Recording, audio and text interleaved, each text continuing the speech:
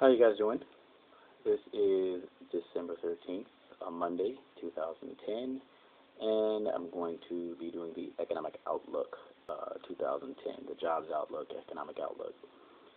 Well, I can't even begin addressing the Economic and Job Outlook without first slightly commenting on the recent debacle here with President Obama. I'm usually a fan of our presidents, regardless if he is a Republican or Democrat, and I'm definitely a fan of a charismatic person such as Barack Obama and his ability as an orator and as a first-term leader. He's doing pretty good in some areas.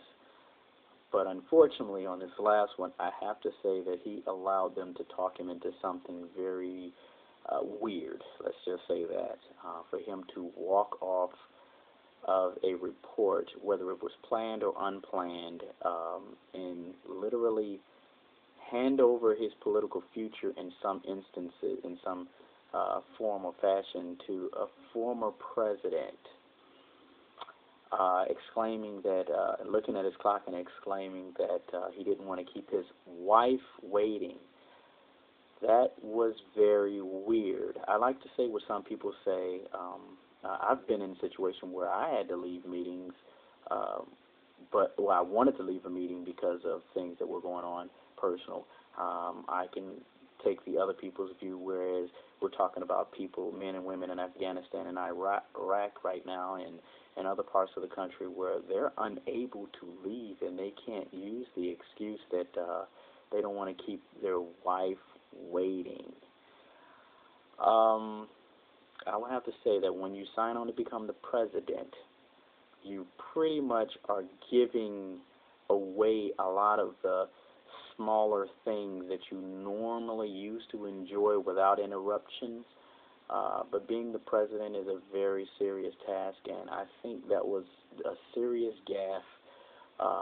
I wouldn't want to spend too much time criticizing that, but that is something that you might want to look into. Even before he ran, I was one who said that he was very inexperienced as a politician per se. Just check the track record; you'll see it, and it's there. It's nothing that it has to be debated. There are facts, and there are things that will show that. But as far as this economy is concerned, and the jobs outlook, things are going well. At Allstate, it's becoming more and more of a call center mentality. I'm seeing some weird things, of course, but I can't really talk about the specifics. I think the economy is still wavering on that area of trying to revitalize itself, but it's going to take some time for that to happen. I do want to point out that I've begun to investigate the idea of self-employment on top of working with the company that I'm currently with, looking to spread the consulting and still looking for adjunct positions. So as I'm looking at those opportunities and looking at the fact that we have to continue to keep our horizons in view, we have to pay attention to what we're doing, making sure you're continuing to upgrade your skills, continuing to look for opportunities and ways to keep yourself elevated. Continue to do that. Don't stop doing that, because the economic view does not look look very bad right now. It's like some people say, the waves are not torrents right now. Okay, things are going pretty good. One thing I don't like is the snow. I think that realistically, the weather is dampening some of the economic outlook, simply because during this season there are some psychological and biological changes that people go through that prevent them from shopping more, feeling a certain way. So the mood is going to be down a little bit during the winter season, as it usually is, but the real economic outlook is still good. The real job outlook is looking pretty good.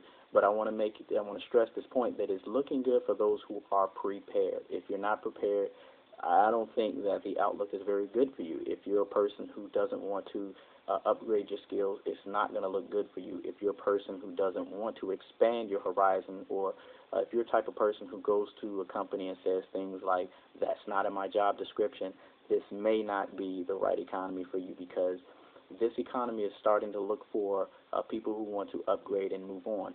One of the things that I'm really working on in my consulting business, I really can't expound on it, but I have figured out something that is a trend in our society, in our economy, as we go move deeper into this globalization.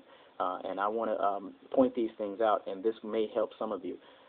We went through the agricultural revolution. We went through the Industrial Revolution, which was really the part where slavery really had its peak.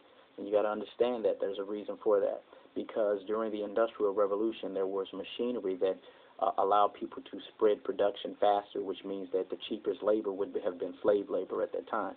But as that weaned, as America and other places weaned themselves off, not everybody's weaned themselves off of slave labor, because there's still a lot of slave labor going on.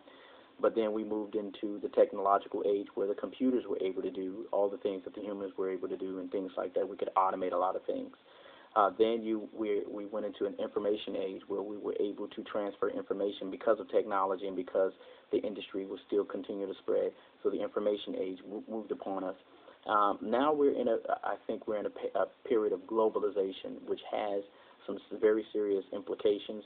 So globalization does not mean the reduction of information or reduction of technology or the reduction of industry or even agriculture. It actually means that we're able to spread that through technology and through information to more points of the country, more points of the world, and we're able to do that more efficiently and have a more widespread. That's all globalization really means. Globalization does not take away from the other revolutions that we've had. So globalization is here, and there are some implications behind that, but because of the strategy that I'm forming, I cannot really elaborate much more on that and what we're trying to do at Cochran Enterprise Consulting Services. But there are some things and some implications behind those moves and pushes. What I do want to say is keep looking, keep preparing yourself. I am going to start possibly doing some more career-oriented videos and more economic videos, but the economy is not as bad as it seems.